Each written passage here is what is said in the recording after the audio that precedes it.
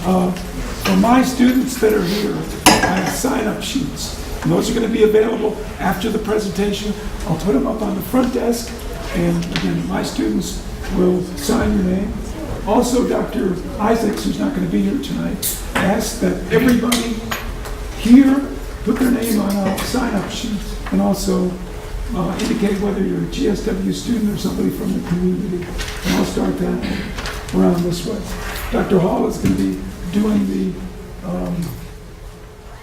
introduction. I'm going to be doing Dr. Isaacs tonight. Usually the founder of the third, he's the founder of the Third World Seminar, and this is the first of the Third World Seminar of the 2009-2010 school year. There are already a number of other ones lined up. This one, Travelogue about Bulgaria, has its origins in some conversations Professor Smedra and I had while riding our bicycles out in Sumter County. And we were talking about Bulgaria. And we both had been there. We both had been to the American University there. And we kind of started talking about that'd be a good place to have a study abroad program. And Professor Smedra made all the arrangements. And we ended up taking 17 students over this past May and June. From my perspective, we had a very enjoyable and worthwhile time. But now I'm going to get to see the truth here. We have 8 GSW students who are going to give you their perspective on this trip. They are from your left to right: Tyler Willis, Kevin Ellis, Michael Moses, Chantrice Jones, Leanne Coley, Eddie Robinson, Robert Glass, and last but not least, Charles Bryant. So I'm going to turn it over to Kevin Ellis. One more thing. Before I turn it over to Kevin Ellis, Professor Smedra is reminding me that there will be another trip to Bulgaria this Maymester if we get enough people to sign up. Those who are interested in going to Bulgaria, there is information here with Professor Smedra. You can access it after the presentation. Okay? Kevin, please. Okay.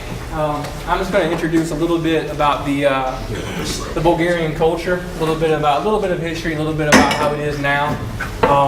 A lot of the stuff I'm going to focus on is the religion there, even. A little bit of what I want to start off with, next slide, are some of the facts about the country itself. You can see the area here, a little over 110,000 square kilometers. Really, it's about the size of Tennessee, if you want to imagine. And if you know, the capital is Sofia. We're going to have someone talk about the cities we went to a little bit later, so that's just for you to see that now. And the terrain. It's located, you can see here, they have the coast of the Black Sea. We didn't quite get to go there. And one reason we didn't go is it's just a long drive. You wouldn't think it'd be that long of a drive because it's just about the size of Tennessee, but it's because of all the mountains. It's a very mountainous region. It's located on the Balkan Peninsula, and as we learned while we were over there, Balkan was actually a Turkish word for mountain range. And the climate, you can see the climate, it was very comfortable over there. While we were there, it was rather warm. And maybe if you go a little further north, you might have a little bit cooler climate. So, if any of you decide to sign up and go to Bulgaria, make sure to bring a little jacket with you, maybe some long pants, because some places it's rather cool. We can go on. This is just a little bit of the terrain. Now, there's a grocery store not too far from where we stayed, and as I walked, I turned and looked, and I just saw, this is what I saw. I was like, I just want to get a picture of this because you can see the grass grows everywhere, plant life everywhere. So, any of those of you who are interested in going, if you happen to have an allergy situation, I highly recommend taking some sort of medicine. I took some Claritin, but I have really bad allergies, so my roommate Tyler, I ended up keeping him all night, coughing and sneezing. But once I got the right medicine for it, it was fine. It was great. But it's still a very beautiful terrain. Go ahead, next slide. I just wanted to show a couple of pictures of the mountains. Like I said, they're very beautiful. This was in this Shipka Memorial. We went up these. It's just a massive long walk up these stairs, but every second of it was worth it. When I got up there, I didn't want to come down. And this is the view. And several places you go, this is what you see. And it's a mountain country, and it affects a lot of the culture and how the people live, how they travel, how they work. There's another picture from the same location. And if you look, you can notice even in May, some of these mountains here are still snow-capped. And you get a lot of the snow melt coming down. And from one picture I have coming up, you can see you can drink the snow melt water, and it's just delicious. It's great. Go ahead next. Okay, so this is something I wanted to throw in there for any of you who are maybe interested in going to Bulgaria next May. As you can see, the exchange rate is definitely changing throughout time. When we went, prices there were great. You can get a large meal, I mean, the culture out there, everybody's outside on these cafes on the streets, and there's conversations going on. It's so relaxing, it's peaceful. It's just totally different than what you see here. It's like a cafe culture out there, and nothing was expensive. So we went every day for lunch, dinner. We went out to enjoy this kind of culture. And right now, the dollar is still good over there. It's a good exchange rate. So if you want to go, I recommend doing it, as fast as you can. We're going to talk a little later about the euro gets implemented, because that was very expensive in Greece when we went there. It was unreal. So the population, you can see that there's a lot of people, but the ethnic group, this was interesting. Of course, most people there are Bulgarian, and they speak Bulgarian. You can see there on the language section is the percentages there. Some of this is a little bit of older information. But an interesting group of people that you might meet while you're over there are the Roma. Now, I had my eye out all the time looking for Roma. Those are basically your gypsies, your wanderers. Their culture is very interesting. We determined, you can't really know a lot about their practices and what they do, but it's interesting when you meet them and you can see how they live and their lifestyles. Talking about the workforce here, you see that agriculture, it shows here about 11%, but you see it all over the place. You have people out there working in their gardens, and a lot of them, they have this modern equipment. They have tractors and whatnot, but you see a lot of people out there working by hand. They have the horses and the buggies, and they have the donkeys out there pulling, like that. It's just really interesting. And Eddie's going to speak a little bit about food coming up, and how, you'll hear how this type of agriculture and how they grow their food and how they farm, how it affects how the food was just great. Okay. The Orthodox Church. This is something I wanted to hit on a good bit. For the Bulgarians, to be Bulgarian is to be Orthodox. It's part of their culture. Whether or not they believe in the theology of what the religion says, they'll claim to be Orthodox. It's just part of who they are. And to me, when I travel, I like to learn about the religions of the place I go. And this was something I always look for, the Orthodox churches, the monastery that we went to that we'll see a little bit of coming up. Orthodox, what it means is correct belief. They were actually one of the first Christian forms of Christianity was Orthodox. So it's a very old style religion. Very interesting, a lot of tradition in it. Also, it's Eastern Orthodox. You can go ahead and go to the next slide. This is St. George. This is just another angle. This is a 4th century Orthodox church. A lot of these Orthodox churches, this is Bulgarian Orthodox. If you're in Greece, it's Greek Orthodox. So it depends on where you are. I mean, they might believe a similar thing, but they're going to be called whatever country they're in. This church was 4th century. We found a few of the old churches like this. When the Ottoman Empire came into control of this area, they built up a lot of mosques. And one of the things was you can't have one of your Orthodox churches could not be taller than the mosque. I noticed we saw a lot of these old Orthodox churches they're small churches, but inside they were very beautiful. You see a lot of the pictures and images, and they were a little faded because throughout time, but they were very beautiful churches to see. We can go on to the next slide. This is the real monastery. I bought my prayer beads because I wanted to be Orthodox like. This is what I said, when the snow melt comes down, we can drink the water. And that was some of the coldest, freshest water I've ever had. And we filled up bottles with it and brought it back. I just wanted more. I wanted to go to the real monastery every day to get just water. Because I wasn't going to take from the little river next to it, even though it was the same melt. It just doesn't look as appealing as the water coming out of the real monastery there. So here's the real monastery. A few things to say about this. We came here. This is the first trip we took. It was day 2. Some of us were pretty tired, but when we got to the dorms, we hung out pretty quickly. So we were all well rested on the monastery gear. This is basically, to the Bulgarian people, it's important. It's a symbol of their culture, who they are. Throughout time, when the Ottomans came in and brought in the Islamic religion, and even when the communists came in, the real monastery was still there. Even though, you know, a lot of times when the Ottomans come in, they would, you know, build their mosque, tear down some of the Orthodox churches and put mosques there. Well, the real monastery was still there, and, you know, still there today. It's about 100 miles south of Sofia, which is the capital, but it was 20 miles from where we stayed, from what I'm told, because I slept the whole way there because I was very, very tired. So I missed all these cool things from what I'm told. They have pictures that I just didn't even know what's going on. There's several places around the monastery.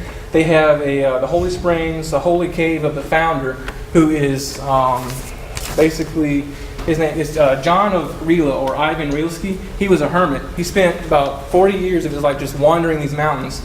And he's the founder of this monastery. They also have the hermitages now there, so they have some, if you want to be a hermit, you can go over there and do that. There's 5 of those. And they still practice, you know, everything is open, the monks are still there, and things like that. This is some of the artwork from the actual, if you look right here at the monastery itself, there's some artwork, and the next couple of slides is just up-close shots of some of the more beautiful pictures that were there. A lot of these, they'll tell the stories from what the Bible says, and they're very beautiful images. Like I said, the old Orthodox churches, they had these same kind of images in there. They're just very faded, because these are more of modern paintings and stuff. Okay, here we go. Now, during the 19th century, the monastery had a lot of fires that occurred, so a lot of it was damaged. So if you look down here, you see a lot of this is more of a modern architecture. We couldn't find too much of a good picture, but this tower way up here, it's the 14th century. It's been there since the 14th century. It's one of the original pieces still left in the monastery. It's very different than the rest of the monastery, but it's quite interesting.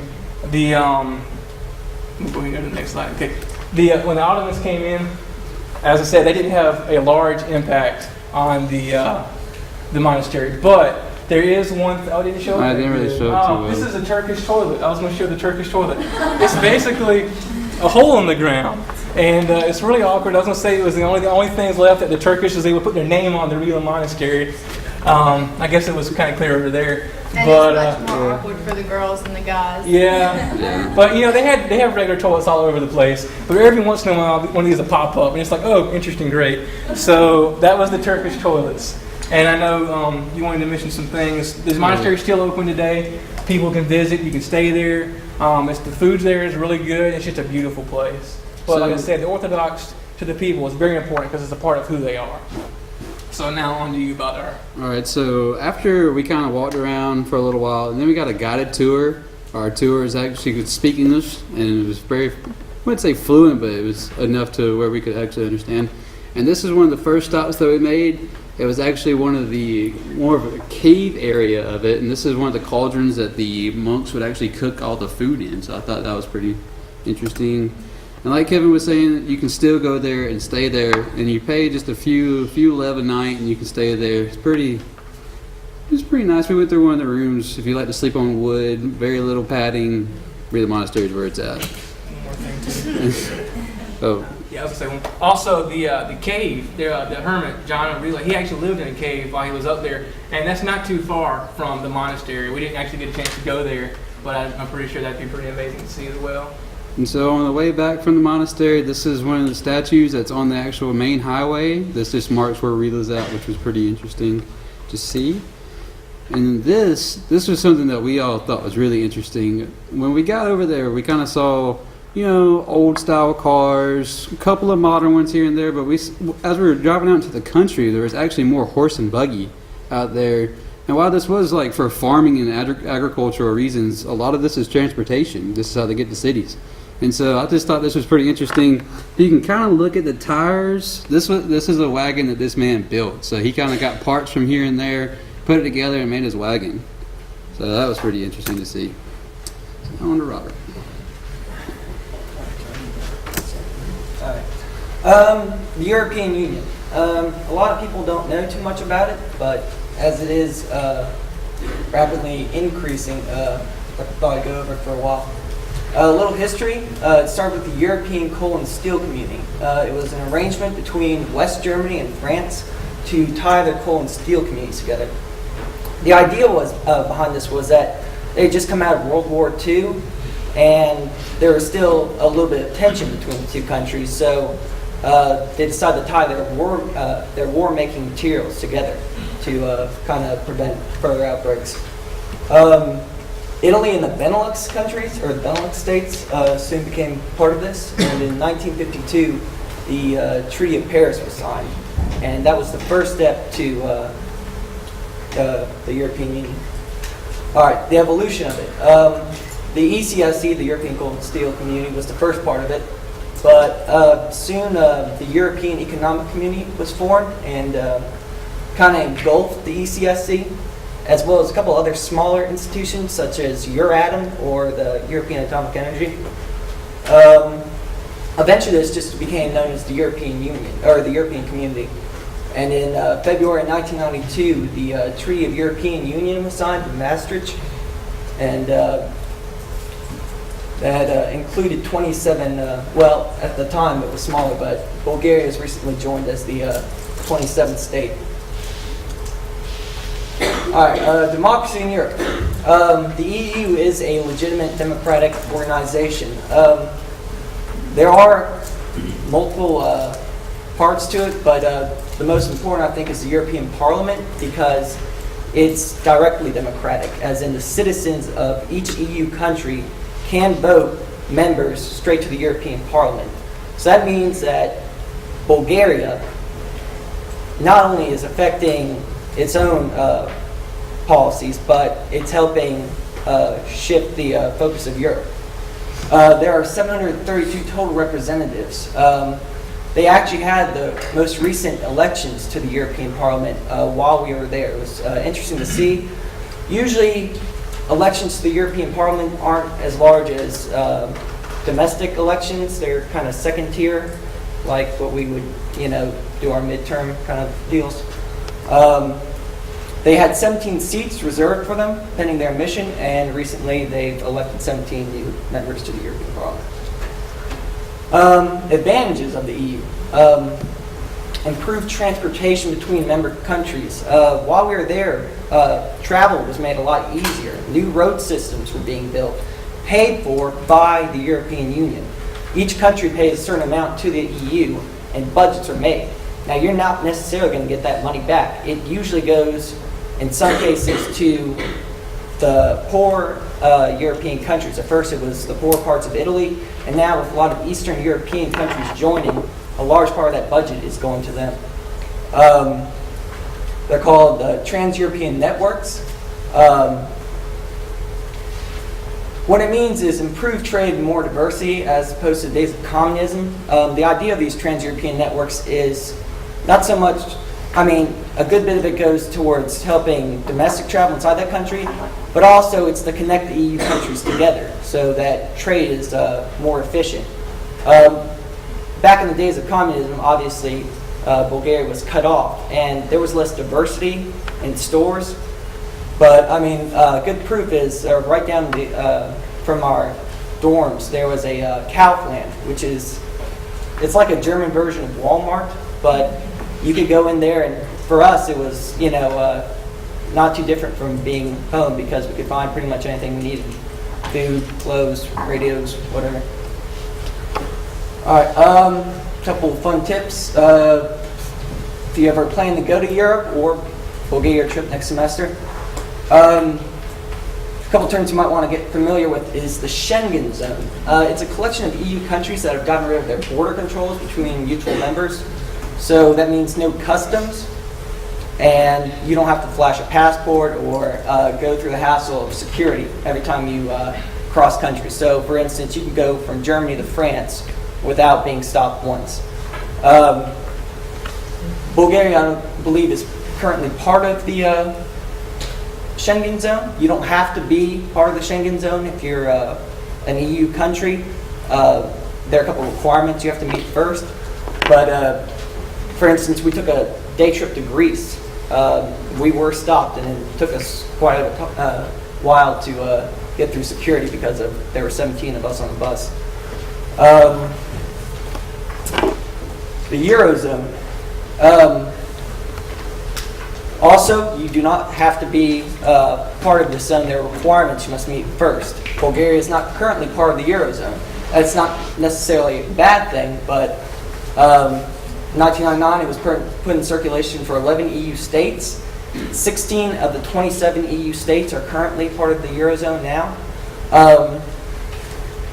The most recent, I believe, was Slovakia that just joined this year, actually, at the beginning of the year.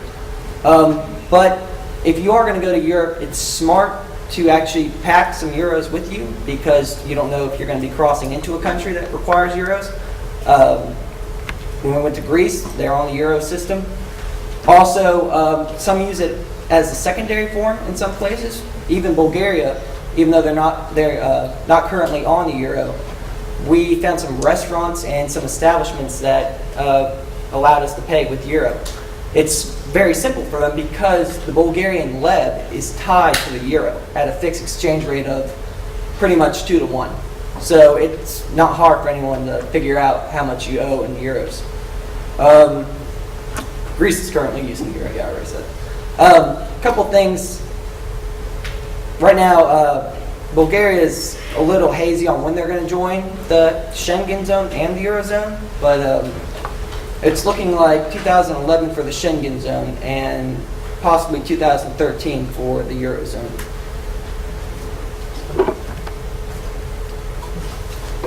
All right, I'm Michael Moses. I like language, and I particularly like the Bulgarian language. It sounds nice, but it's very intimidating when you first look at it for English speakers because they don't use the Latin alphabet as we do. They use the Cyrillic alphabet, and I mean, when you first look at these letters, it's kind of like, yo, what's that? It's kind of scary. But I'm just going to go over the letters and then get to some common sayings and greetings. First, we have A, B, V, G, D, E, J, Z, I, Ikako, K, L, M, and N. And then we have U, P, R, S, T, U, F, H, S, Ch, S, St, U, and Ya. You know, it kind of sounds crazy and looks crazy at first, but if you really take 45 minutes out of your day, if you guys plan on going, you can learn it and you'll be able to start reading Bulgarian pretty quickly. Yeah, next to numbers, these are just 0 through 10. We have nula, edno, dve, tri, chetiri, pet, šest, sedam, osam, devet, and deset. Next, and then common greetings. There's a couple ways you can say hello. You can say zdravе, zdravete, zdrasti, bye, ciao, ciao, ciao, however. Good morning, dobro utro, good day, dobar den, good evening, dobar večer, and goodbye, do viđenja. Common sayings. Most of the sayings that we learned were just so we can be able to survive, buy stuff, get what we need, stuff like that. So to say how much does that cost, you say koliko sruva tova. To say I want that, as iskam tova, or you could just say iskam tova, which most of us end up doing. What is your name? Kak se kajvas? And then my name is Kazum se. To say yes and no, yes is da, nay is no. And when we went over there, we kind of were confused with how people shake their heads and stuff. When you say yes, you shake your head no. And then when you say no, you shake your head up and down. So it's confusing for us, but we got with it. And then to say okay and good is dubre, thank you, blagadaria are the French merci. You guys are familiar with that. Please, molia. To ask, do you speak English? Govorite li angliski. And I speak only little Bulgarian. You'd say govoria sama malko bulgarski. And then useful words that we kind of picked up on the way. They have a lot of flavored juices over there, which Eddie will get to more. Peach is praskova, orange is portokal, pineapple, ananas, and strawberry is jagoda. Some of the beverages we came in kind of with, water is voda, juice is sok, Coke is cola, milk is mliako, and beer is bira. And then some of the food, they have a lot of bread over there. Bread is khiab, cheese, sirene, and the yellow cheese is kashkaval. And then pizza is pizza. And then some other useful words to know. Toilet, you're gonna need to know that. Toaletna. When you're at a restaurant, you need to get the bill. Smetka. Big and small. This is also gender related. Goliam, or if you wanted to say you wanted a big water, a large water, you'd say iskam voda goliama. Add gender to it. Then small is malko or malka. Police, policia. If you wanted to say you wanted some bread without cheese, you'd say iskam khiab bez kashkaval. Bez is without. There's a lot of dogs and cats running around. They don't have animal control, so we picked up what dog and cat was. Dog is kuche, and cat is kotka. And is e, cafe, and coffee is cafe. And then to say I don't understand, ne razbiram. To say I understand, razbiram. And then directions to tell if you wanted to get something at a store and they wanted to know what you wanted, you could just say to the left and to the right. To the left is naryavo, and then to the right is nadyasno. And then here are just some pictures of the language in the city. Once you get to be able to read it, you can recognize some words. This is edno, which is one. I'm not sure what the rest of it is. Next. This was a small church that we went to. Just here's some more examples of the language. This was another church that we went to. This is just a magazine with some girl with some weird hair. And up there. And this was the Sofia Opera House. I realized today that this is actually Don Quixote, which is the Don Quixote ballet, and this is Giselle ballet. This is the Opera House, a little Bulgarian up there, and then translation right there. Small Bulgarian. This is just this would be like our Aquafina, our Artisani, Devon. That's the water we drank. It's mineral water over there. And a popular beer, Kamenitsa, Starzagor. Is that from? No, it's popular. Oh, no, I thought it was from Starzagor. No, But my bad. this is more Bulgarian. Cool. Yeah, this is Koko. I don't know, it's just interesting once you learn the alphabet, you can just go around and reading some stuff and you think you're all cool because you know a little bit of Bulgarian. But and this is when we went to Greece. I think the Greek alphabet is different from Cyrillic in a way, but some of the stuff is the same. This is just some example of some Greek words, advertisements. And then this was a soccer stadium outside of the city we stayed in, on top of a mountain in Volgograd. And this is Volgograd in Bulgarian. That's it. Basically, just want to say a little bit about the environment, some of the things we got to see while we were there related to the land. While I was there, I actually took the course called Environmental Science, taught by Dr. Jordan, who's at the back of the room. It was a really good class. It let us know about some things. First, let me tell you a little bit about Bulgaria. As Kevin probably already said most of this. It's surrounded by 5 countries: Romania, Greece, Turkey, Serbia, and the Republic of Macedonia. And then there is the Black Sea to the east. A few of the places we went to Plovdiv, Sofia, Stara Zagora, Velika Turnovo, and we actually stayed here, which is Blagoevgrad. Someone will mention stuff about that later.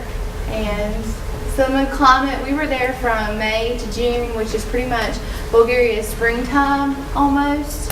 But the temperatures can be cold. It's a temperate climate with cold weather and then hot summers. But where we were, the temperature was really good, as Kevin said as well. It got kind of cold at night, so you might want to bring a jacket. And northern Bulgaria is cooler and there's more rain than there is in southern Bulgaria. Also, Bulgaria has 3 main mountain ranges: the Rila Mountains, the Pirin Mountains, and the Balkan Mountains. Here's some stuff about the environment. Many of the riverbeds are actually fueled by the snowmelt. Like I said, we were in there in what's considered Bulgaria's kind of springtime. So many of the mountains still had snow on it when we got there. And it was just starting to melt. So many of the rivers and the streams were pretty deep and they were fast flowing. And by the time we left, I think this is taken a week before we left, you can see someone's actually able to stand there in it, and it had slowed down some, and the water was extremely cold. And Kevin also said that drinking water came from the mountain snow melt. Actually, you know, you go to places like Mexico, they tell you don't drink the water. You can drink the water in Bulgaria, which is good. Like, I mean, we would drink water right out of the faucet, or there we got the snow melt, and they actually had a few of these around town in some areas. Okay. A little bit to let you know that the water is actually clean. I'm a biology major, so sorry. I got to tell you some of this. There were bioindicators, which are certain insects and their larvae cannot live in waters that are polluted or that don't have enough oxygen or that aren't cool enough temperatures. This, which you can see on someone's hand, is called stonefly larvae. They have to live in highly oxygenated water. The water has to be very clean and has to be cool. We found several of these in the streams, which means that the water in general is very healthy. Despite when we would walk by the stream, we would see people had thrown plastic trash in the stream, but it was still very clean for the most part. We actually, in my class, environmental science, we had a few field trips outside the classroom, and shows you a little bit of the biodiversity. Biodiversity also shows you that, you know, you've got clean living systems. And we found some crayfish, and this is Dr. Jordanov and another student that went searching for the stonefly larvae. We would just pick up the rocks, and if you'd see stuff stuck to the bottom of it, it was usually the larva. And then, I don't know how clear that is, but those are a couple of beetles on some of the plant life. And another thing that was really interesting while we were there about the land is that when you look around, unless it was mountain area, it was farmed, pretty much. Everybody's backyard had some sort of farming. There weren't pretty bushes and let's keep the lawn nice. No, there was farming. Every inch of it was used. This is actually taken at Dr. Yordanova's family's home. As you can see, except for the little walkway, there are plants and trees. There's a random head of cabbage. I'm not sure what trees those were right there, but everywhere you went there were trees. There were walnut trees growing, cherry trees, fig trees. That may be what those are. And above our heads, actually, not only do they optimize the ground area, above our heads were grapevines all over the place. And most families are self-sufficient not only in farming the land, but chickens, you know, for eggs and meat, and poor pig. The pig will be eaten probably this new year. They get one every year and raise it and then eat it at the new year. And here's Eddie's part. Before we move on to Eddie, I have a few more things, sorry, that I wanted to say included with the environment. Kevin already touched on this. If you have allergies, like I said, if you plan on going on this trip, you'll be going in May, June. If you have allergies, please take some allergy medicine other than Claritin. You need something with an antihistamine in it because it is breeding season for the plants there. He wasn't the only one that got sick. Many people got sick. Some other preventable problems, take vitamin C a couple weeks before you leave, and keep taking it while you're there, and it'll help you from getting sick. Let's see what rashes and allergies, like skin allergies. You will want to maybe pack you some hydrocortisone cream if you have sensitive skin, because some of the things you touch there, your skin may not be used to. Just brushing up against the plant can cause you to break out and swell and skin peel, and it's all gross, isn't it? And another thing, if you're going, like I said, or some of these others have said, the land is not like it is here. It's not all paved. It's not all smooth. If you're clumsy as I am, take a knee brace, take a ankle brace, wear hiking boots. You will need them because you will walk and you will walk and you will walk some more, and you might fall. So that's about it. I'll go now. Okay. Can I ask you all to raise your hand if you like to travel? Anybody that likes to travel? Okay. How many of y'all like to eat? Raise your hand again. Okay. I like to travel and eat at the same time. So I did a lot of that on this trip. And right here's a picture of a pile of cherries that I actually bought from the local green market right up from the school that we were staying at. When we went there in about the middle of May, things were coming into ripeness, and so we were able to get first choice of some nice fresh fruits. And we had fresh choices of olives, cucumbers, I think there were some peaches, but there were pears and bananas and other groups. Next slide, please. This is your typical breakfast. They don't really do eggs in Bulgaria too much, so you have your ham, your cheese, and kind of a beignet, sweet bread, cucumbers, again, some olives. They're crazy about olives. That's all I can say. Next week. This is what you would call a shopska salad. As you can see, the ingredients are cheese, cucumbers, tomatoes. Some have onions. There's a lot more cheese in there, vinegar and oil, and then you will also have more cheese. It's quite tasty. Yeah. Yes. They ate the salads. I would I would eat the meat. Thank you. This is a dinner. This is chicken and wrapped in bacon, as you can see. And cheese. I forgot about the cheese is inside the chicken. Yeah, cheese isn't everything. Yes. This is a fresh piece of bread that we had on our cultural night and at the Cardinal Hotel where the professors were staying. They brought this out to, where is that? Is that next? It's coming up. It's coming up next. You're going to see a nice massive loaf of bread. It looks like a baby seal sitting on the table. So it was nice and fresh. Desserts in Bulgaria. There are a variety of desserts that you can choose from. Me, I went more for your crepes and my favorite dessert would have to be the apple pie that I think I got in Stars Agora. And my other favorite would be a baked apple. I love apples too. So these right here, this is Moses' birthday cake, which didn't last too long after he ate most of it. Who knows? And this is just another example of the kind of dessert that you could get there. This is our dinner at Dr. Yordanova's parents' house, or childhood home. And we had, let's see, there's a nice assortment of foods right here. In the middle of the table, here, I believe is the lamb. The other bit, we have chicken, sausages, pork and sauerkraut. If you have International Day this year, hopefully she'll cook these again, because I like those. It's basically grains that contain rice and some type of pork inside of them, and you can eat them. I think they're called grape leaves. And you can see other little, like a potato salad next to the chicken and sausages. There's another type of salad over there. There's some sweet bread. There's some peas soup. Next picture.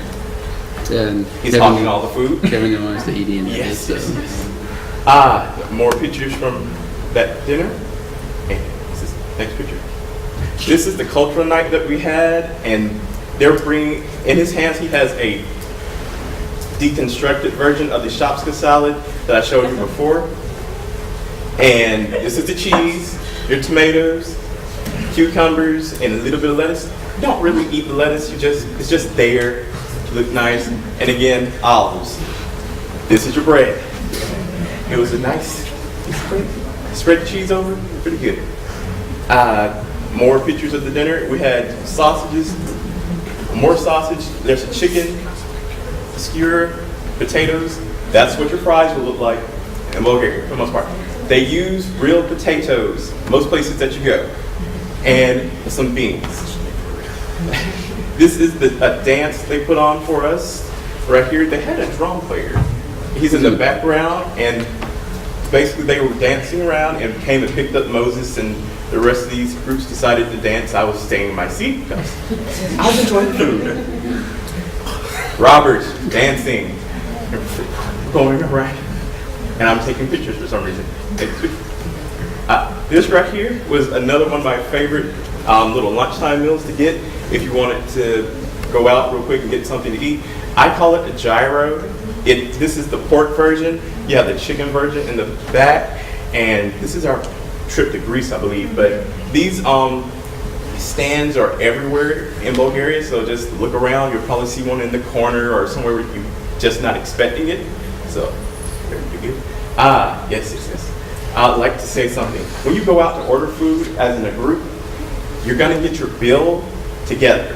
So, when you order it, make sure you understand what you bought and the price, because not everybody wants to pay for somebody else's food. Although you are there as a group, some people get a little picky on about, I'm not throwing in for that.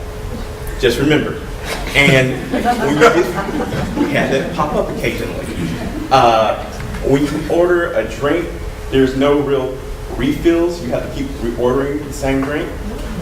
But I spent on the next drink. So it was be my peach caffeine. But this right here, ketchup is ketchup. That was fine for us.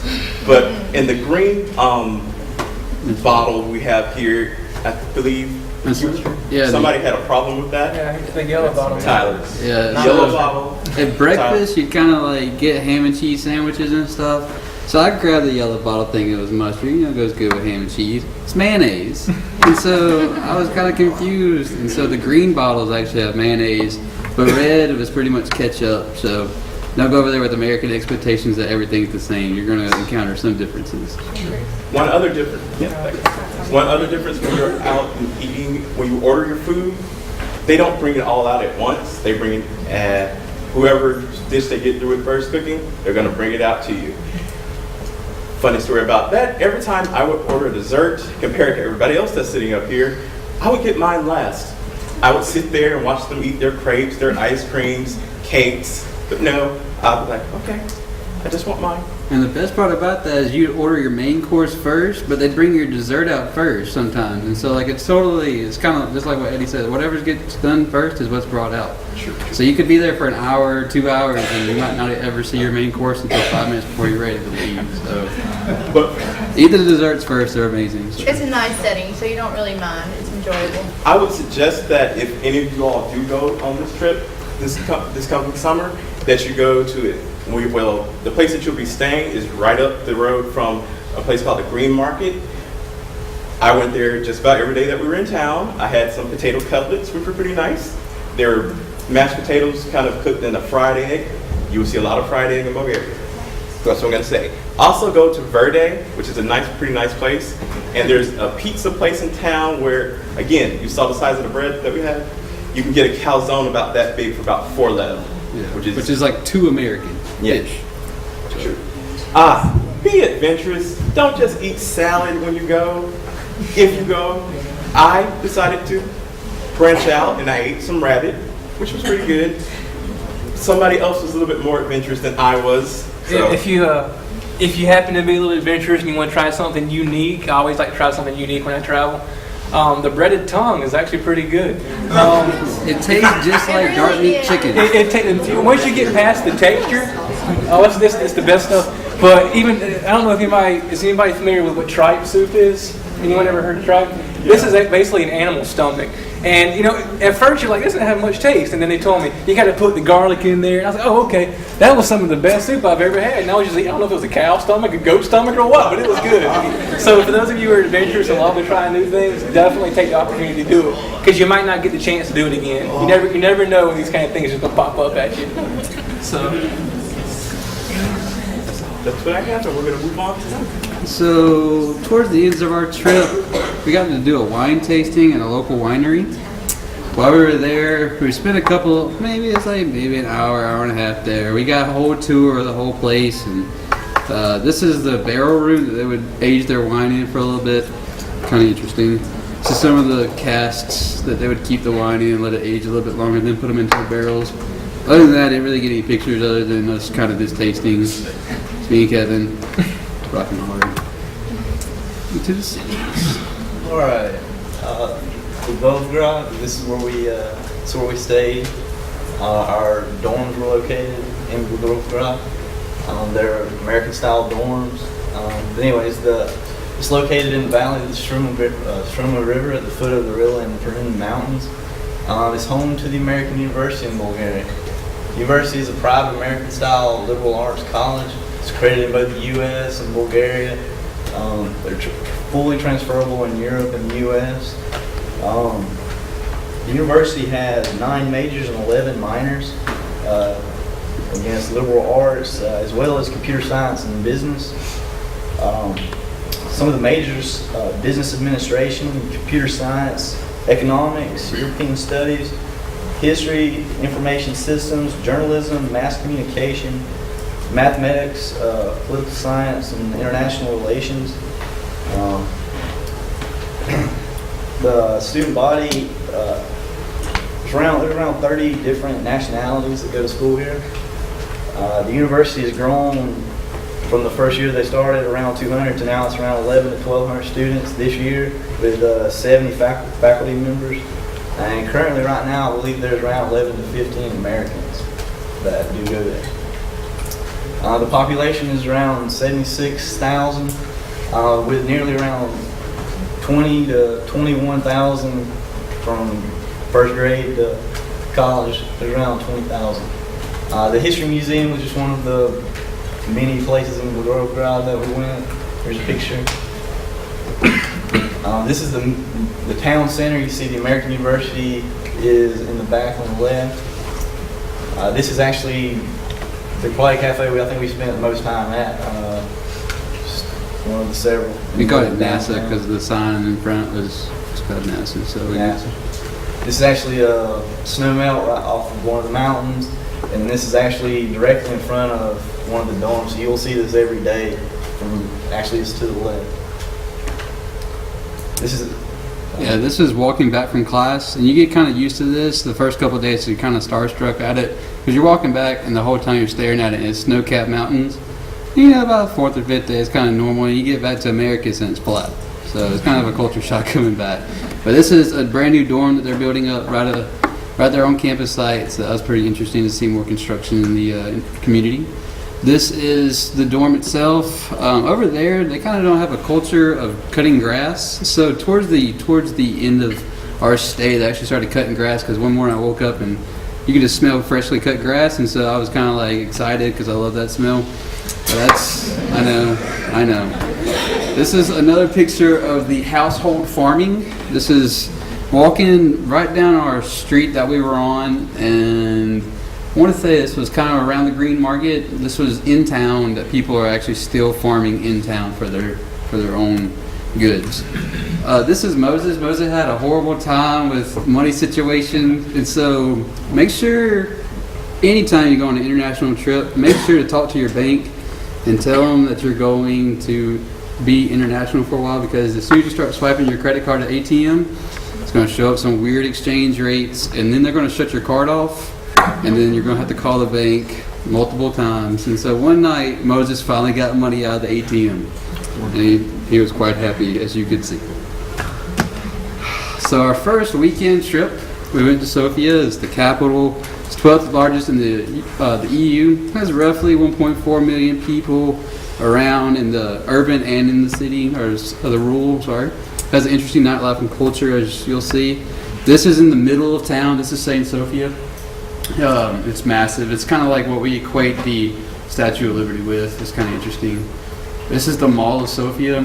Interesting story. One night after our dinner, we all wanted to go watch a movie, so we were like, yeah, it's kind of close, I think, to the hotel. So we leave dinner to start going to this place, and 2.5 hours later, we still haven't found the mall. And then finally, one of our people that went on our trip with us, Philip, actually talked to one of the gypsies and got the actual directions to the mall, and come to find out it was 2 blocks away from our hotel. So make sure to read maps before you leave hotels and ask the receptionist, exactly where you are on the map. They'll dot where you are on the map most of the time, and you won't have to walk around for almost 3 hours to find a movie. So as soon as we got there, we actually got to go and experience some of the culture. This is an actual old Turkish bath house that they converted into a mall. So I thought that was kind of interesting, and yet again, Moses was a little happy. As Kevin alluded to earlier, this is one of the mosques that we got to see. So it's religious diversity all over the place. In South Georgia, we kind of see mostly, churches here and there, but I got to see my first mosque. Towards the bottom left, you can actually see some of the people going through their noon prayers, which was pretty interesting to watch. You got all these people outside. They got their rugs on the ground, just having their moment with Allah, which was kind of interesting to see. So we took a city tour, and the first stop we got to go to a Jewish museum. So here's a picture of us. Kind of interesting. All the guys had to wear skull caps, just out of respect while we were walking through. So as soon as we walk in, they hand us a skull cap, put it on. Got to have our tour, and then you just take it off as you walk out. And people just chilling after there. This is another church. This is one of the Russian Orthodox churches. This is the only one that I believe that was in Sofia. But they also have a yellow brick road. So if you like Wizard of Oz, you're going to like Sofia. Another picture of the yellow brick road. Another church. Multiple angles, kind of cool. So this is our only traditional breakfast, our traditional American breakfast that we got while we were there. We got eggs, which made a lot of us happy to see eggs for a change. Kind of crepes. You can still get your dessert style crepes. Nutella is big in Bulgaria, so if you like Nutella, you're going to enjoy the crepes. You can put bananas. It's really good. Kept going through another city tour that day, and this is yet another market that the local farmers bring all their goods to it, and most of the time you can see some of the wagons still sitting in town just waiting through. Moses again, just kind of happy. Got to see the changing of the guards, which was pretty interesting. And this is just a series of it. You just see the military style precision of them marching through, which was pretty interesting to see and witness. And just another picture just to show exactly the precision of it. And this is a church that Kevin talked about earlier. Oh, there's Moses again. Oh, this is kind of cool. So while we were at lunch one day,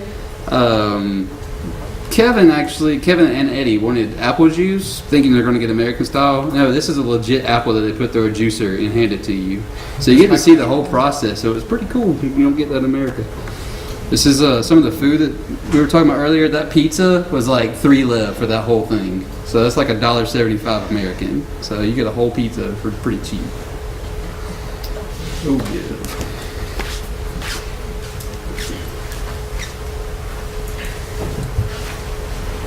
Okay, this is Plovdiv, Bulgaria. A little bit of history. The city is about anywhere from 6,000 to 8,000 years old, and it was first situated on 7 hills: Taksim, Nabet, Jambaz, Sahat, Jandim, Burjarnik, and Markovo Tipi. And now most of the hills are paved under the city. Just a little bit of history. It was first conquered by Philip of Macedonia. He rebuilt some towers and stuff along the city, and he renamed it Philippopolis. And then it became a Thracian town again, and it was renamed Popolodiva. And in the 1st century, it was conquered by the Romans.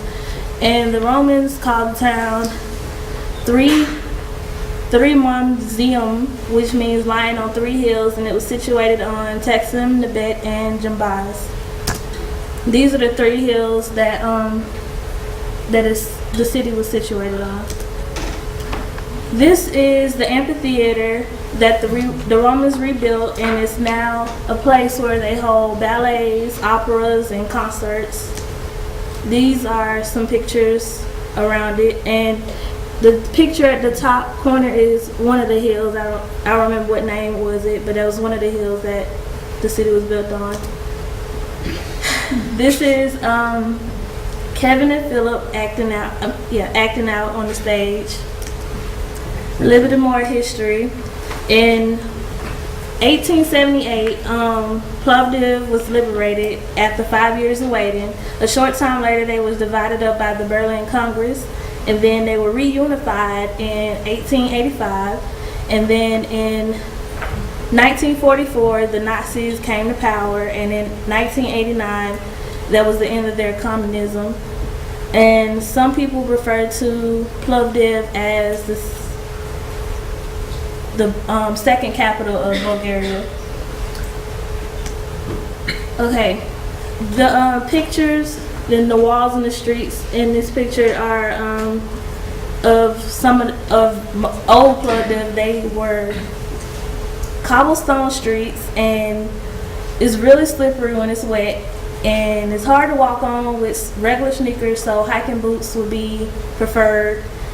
I fell twice walking downstairs with sneakers on, and I didn't wear my flip-flops. And this is just pictures of some of the people that went on the trip standing around.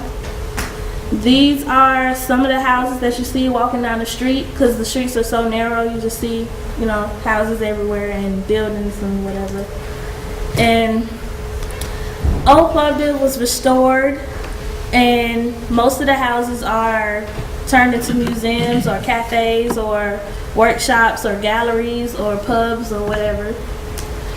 This is one of the houses that we went to and toured. We couldn't take pictures inside this one, so this is just the outside. It was really big and really pretty, a lot of greenery and stuff. This is another house that we went to. These are some of the pictures that we took inside the house. I don't know which houses was it, I forgot. And some more pictures. And some more.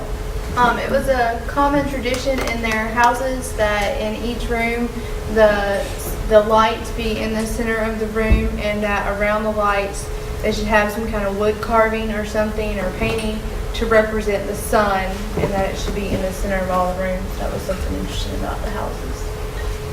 It's a little bit of art that we went to a gallery. First off, this was a pottery house that we just happened to find walking down the street coming from a tour. And this lady, she actually made her own pottery and sold it out of this little room that looked like a closet, no bigger than this. And a couple people bought some things in there and all that. Okay, this is some more art. So, okay, the man in this picture, I believe that was the man that he painted with one hand and then he had a stroke and started painting with the other hand. And I didn't get any pictures of the variations, but they like after he had the stroke, the paintings were prettier to me. This is just a massive painting that was hanging from the ceiling around the town. This is the hotel that we stayed in. Nothing special about that. It was really pretty though, really clean. These are some views that some people took from their hotel windows. And the bottom picture right there is a view of the city. Some food that we ate while we were there. Oh, that's Eddie's apple pie that he liked. That was the Big Dapple at the restaurant. At the GSW I've never been happier. It was very good. We spent 4 hours in a restaurant. Yeah. For dessert only. Quite interesting. These are some statues and people when we left our hotel and went walking around the town. This is in the corner a soccer game that was going on, volleyball tournament that was going on. This is a mural that was painted on the side of one of the buildings. Some more pictures of us. This man is playing a bagpipe in the bottom corner. It sounded pretty good. And that man's playing a guitar, and he's in the back, about to urinal. We went up one of the hills and we got a chance to look over the cliffs, and these are some of the pictures that we got. This y'all. So this is right outside the International Fair in Plovdiv.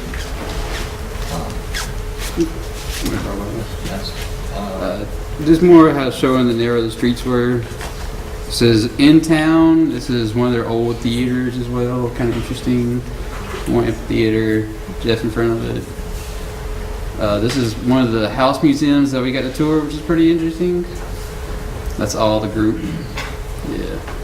This is the ladies. So adjacent to our hotel was the hotel restaurant, and they offered a discount. So that's why some of us ate there because we didn't have that much money with us. And so we stayed in there. Like, we were the first ones to get there, and we actually interrupted them while they were in there talking, so they were startled. We walk in, it's dead silent, we order. And then like 10 seconds later, these two ladies walk out and they start like playing Mozart in front of us. So it's pretty interesting. And they played the entire night. Like Ian said, we stayed there like 4 hours and just ate desserts. So it was pretty interesting. All for like 25 lev. And then Kevin bought a bottle of local wine and we shared that. It was a pretty interesting night. Stars of Gore. So this is like one of our last weekends while we were there. Stars of Gore. We didn't really tour this city. We stayed at the hotel to go to Dr. Yordanova's hometown, and that's whenever we had the most fun for a lot of us. This is a picture of kind of like the second floor of the house from the street level, and then these four ladies actually gave us a concert, legit concert, where we were sitting there just hanging out. The lady on the far right is actually Dr. Yordanova's first grade math teacher, so that was pretty interesting. And then whenever they were getting ready to leave, this is kind of like their traditional farewell song and dance. And so they kind of like pulled us up there and started dancing around. It was really interesting. The meal from that night, I got a couple of pictures of that. It's really good food. And this is more pictures of what Leanne was talking about with just the farming. This is the grapevines right above, just amazing, more chickens. Their backyard, it was so much fun to walk around. Just seeing all this stuff, because it's totally un-American. You don't see this here at all. Oh, Kevin. And then, so towards the end of the night, we were all kind of bored. It started raining. So Dr. Yordanova had a what's it called? Accordion. That's right, accordion. So, accordion. Okay, sorry, my southern accent. So she gets it out, and then we start passing the accordion, and each person pretty much started playing on it. This is John. He goes to Georgia Southern, and so he's unable to be here tonight. And Kevin plays it. You know, I didn't really think Kevin could play it, so he busts out like Star Wars on this thing. It's amazing, absolutely amazing. It's good to know Star Wars with every instrument. You need to know it. It is, especially if you can whistle it. This is Dr. Yordanov playing it, and then Cassie starts playing it. And then towards that time, we start getting bored of the accordion, so then Dr. Yordanova shows us some traditional dances. It's pretty interesting. They kind of just dance along. And then after that night, we go to our next city, and we were passing through. Most everybody was asleep because Stars of Gore took a lot out of us. So then we passed by Shipka. I'm sorry, this picture is pretty pixelated. This is taken like 3 miles away from it because I thought this was going to be the only picture I'd get. So I zoomed in ×10 on a little Kodak, got the best picture I could. And in Shipka, there was four main battles between the Turks and the locals. All of which they could hold off the resistance. And this is what Kevin was talking about. We stopped on top of the mountain, so there was 2 towers to where in remembrance. And this is where the shots that Kevin was talking about earlier came from the very top of this. It was 1,000 steps up, 1,000 steps up. I didn't go. So most of the group went up there. Veliko Trnovo, while we were here, we mostly just saw a castle. And so that was really cool to walk up to this castle. But this is right outside of our hotel. You can just see up this. All the homes were built on top of the hill, which is really interesting to see. Another memorial that was right outside of our hotel. It's kind of interesting after sleeping for about 12 hours that night, I wake up and the sun's rising right above this, and so that was a cool sight to see. The bridge that connected the 2 towns, it was just cool to see. This is the castle, and we actually got to have a walking tour. We spent a couple of hours up here. We walked around it. It was, again, pretty steep, so if you go, please take some better shoes than flip-flops because you will fall alive. And then we went to Greece on our last week. We went to Greece. Just a couple of tidbits. Roughly 1 million people in there. Second largest. This is one of the churches that we got to visit. First, we took a walking tour, so this is one of the first churches. And then a couple of years ago, they actually uncovered some ancient Roman ruins, so that was awesome. Ancient Greek ruins. Yeah, the Agora. Agora. Thank you, Kevin. And so it's pretty cool that they just unearthed this. And then this was kind of a weird exposure moment to other cultures. This is the open air market. And it's about 95 degrees and smelling raw meat, not a good combination. The Aegean Sea, absolutely beautiful. Walking next to it. This is one of the towers. It's called the Blood Tower. Can't really remember too much of the history behind the name of it. Yeah. That's in front of the Aegean Sea, so we had to bust out a picture. A monument, which is really cool. This was right into a local park, and the kids were they were skateboarding on top of it. So I was how to like raise above, so I didn't really get them skateboarding, but you can see them at the bottom. Fun times. This is at Rila Monastery, and we got to eat donuts. So we kind of picked out some of the professors in one of the local markets. Oh, Eddie. So eating one night is kind of fun. Oh, and they are a rose country. They love roses. So they actually can make desserts and yogurt out of roses. Never would have thought that could ever happen. Then we got to celebrate Moses' 21st birthday over there, and that's his cake at the soccer ball. That was just awesome to get one night, and he had no idea. We all were planning this since like day one. We all saved up money, bought Moses a cake. It's a good surprise.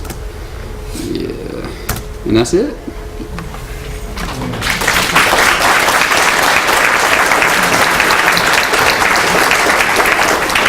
Anybody have any questions for the panelists here? I'm sure they'd be happy to answer a couple questions.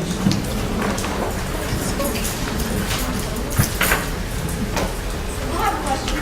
Please. How much money do you recommend, like, spending money just to take with you? I mean, for the whole trip? Like a good little mission? Well, it depends on, like, if you're adventurous, you know, the most money you'll end up spending will be on food, even though the food's really cheap. You'll be wanting to try everything they have, because they have a lot of different stuff. I know I did. I would have one day a week where I would just go to the menu and go, as you come to buy, and then we'd all share it. So I ended up spending about probably $15 a day on food for probably about half of the week, and then other times I could go $5 a day. So I'd say about at least have $300 spending money.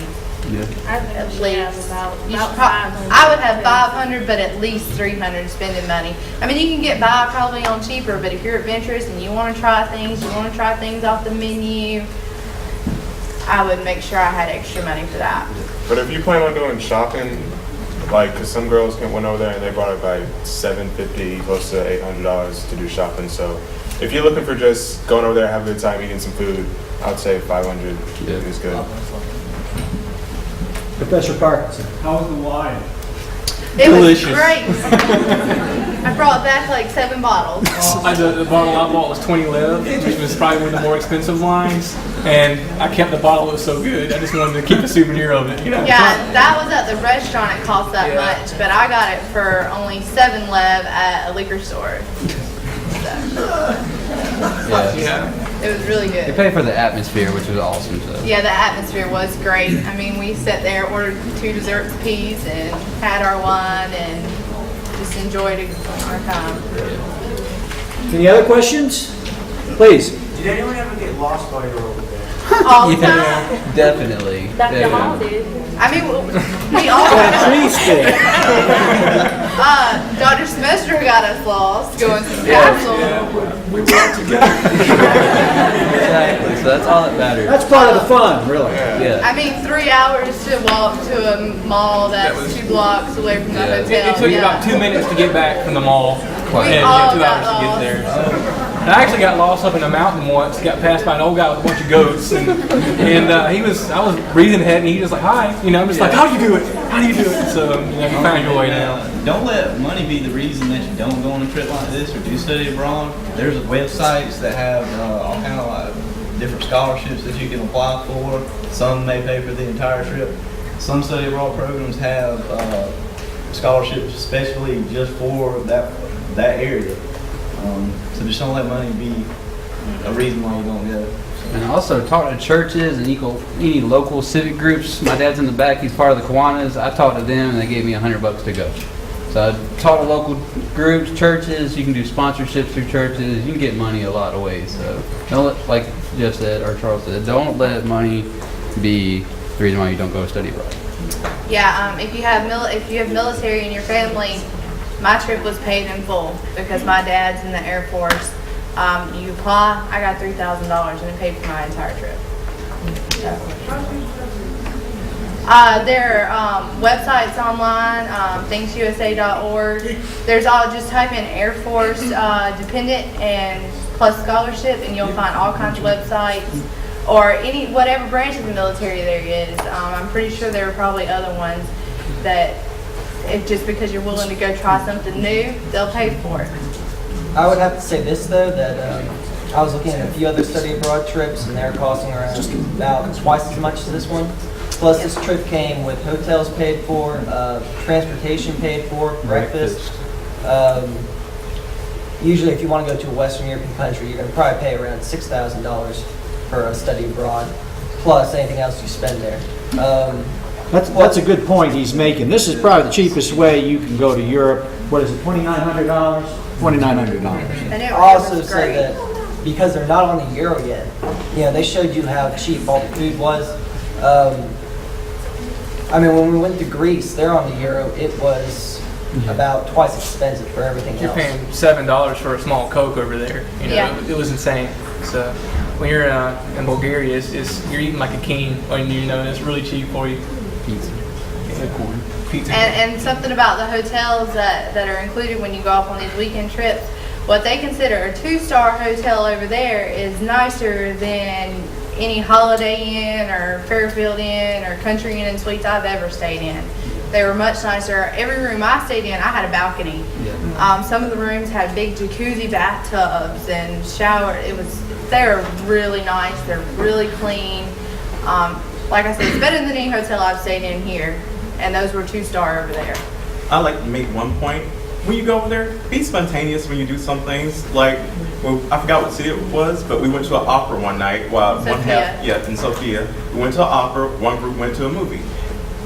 Me, Kevin, and Tyler and Leanne, we were out in Plovdiv one night, and there was a jazz festival. So we went to the jazz festival. There's a lot of stuff that's going on, so just try it. In the square down the street from our dorms, if you've heard music, you might as well just follow it because you're going to find something. We walked up on a metal concert. It was a Metallica, I don't know, what do you call it? Cover band or whatever you call that. I don't know much about metal, but it was interesting to hear these teenagers that were probably about 15 years old sitting up there singing and playing Metallica. It was really nice. It was an adventure. Any other questions? Well, let me remind you that here are sign-up sheets and brochures about the trip for next spring. So if you have any interest, come up here and get some further information and sign up so we can keep in touch with you. Thank you all. I thank the presenters.